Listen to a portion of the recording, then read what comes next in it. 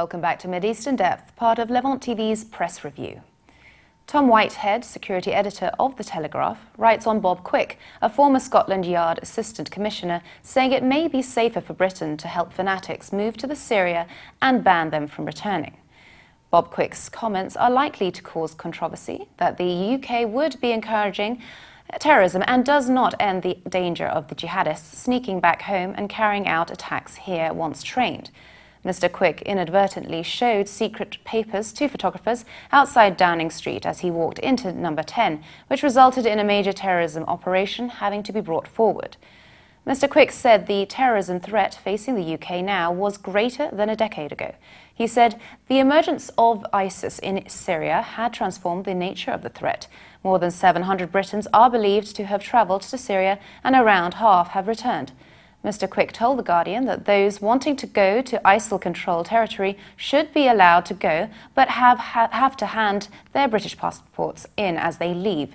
Quick concludes, our understanding of radicalisation, what is at the heart of dissatisfaction with UK society, is very little understood. He adds, should we say we'll lay on a charter flights to Syria, turn up with your passport, and if you are over 18, is this the life that you want? Then go. Mehdi Hassan writes an article in The Guardian about life of British Muslims since the 7/7 attacks. Hassan is the co-author of Ed, the Miliband's, and the Making of a Labour Leader. Tells you something. Mehdi Hassan asks, so what is David Cameron's solution to the problem of violent extremism? Why? To change more rules, of course.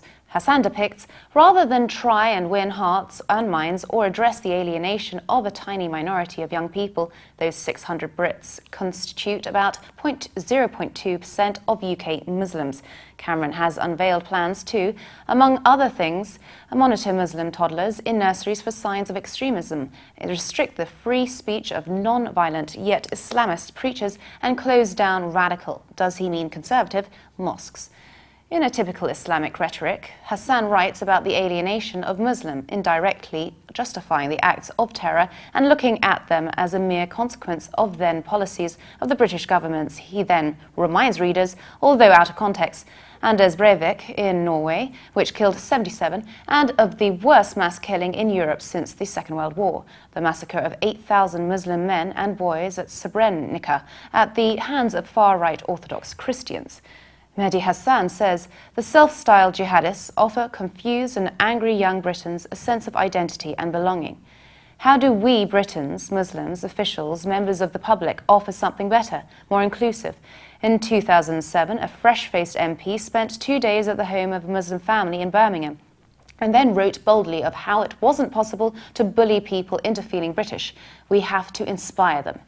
Again, in a rhetoric of justification, he adds, you can't even start to talk about a truly integrated society while people are suffering racist abuse on a daily basis. For more updates, please visit levant.tv. And subscribe to Mideast in Depth on iTunes. Thanks for watching. Bye for now.